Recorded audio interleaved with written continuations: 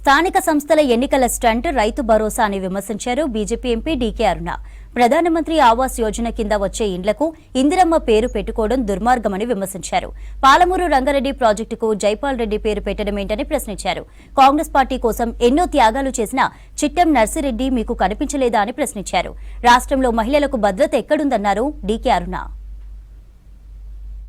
తెలంగాణ రైతుల్ని ప్రజలని పెద్ద ఎత్తున మోసం చేసింది. 15,000 ఎకరాకు రైతు భరోసా ఇస్తామని హామీ ఇచ్చినటువంటి ఈనాటి ముఖ్యమంత్రి, ఆనాడు పిసిసి అధ్యక్షుడైనటువంటి రేవంత్ రెడ్డి 12,000 ఎకరాకని నిన్న ప్రకటించడం చూస్తే తెలంగాణ రైతుల్ని నిట్ట నిలువున మోసం చేసిండు. ఒక సంవత్సరం తర్వాత రైతులు ఓపిక పట్టిండ్రు.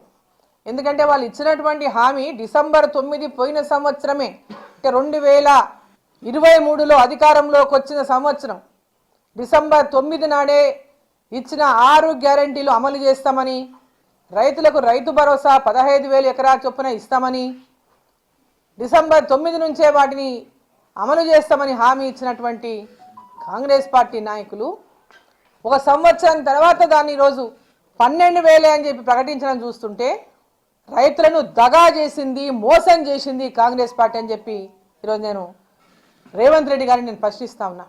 రైతులని క్షమాపణ కోరండి.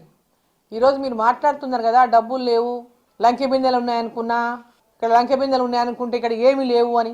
ఎన్నికలకు ముందే ఈ రాష్ట్ర ప్రభుత్వం అప్పుల కూపంలో ఇరుక్కపోయింది.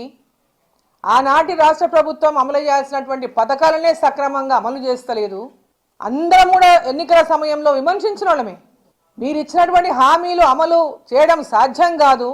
ఇవన్నీ మీరు తెలంగాణ ప్రజల్ని మోసం చేయడానికి, కుర్చీని ఎక్కడానికి మాత్రమే మీరు అబద్ధాలు మాట్లాడుతుందని ఆ రోజు భారతీయ జనతా పార్టీ మాట్లాడింది.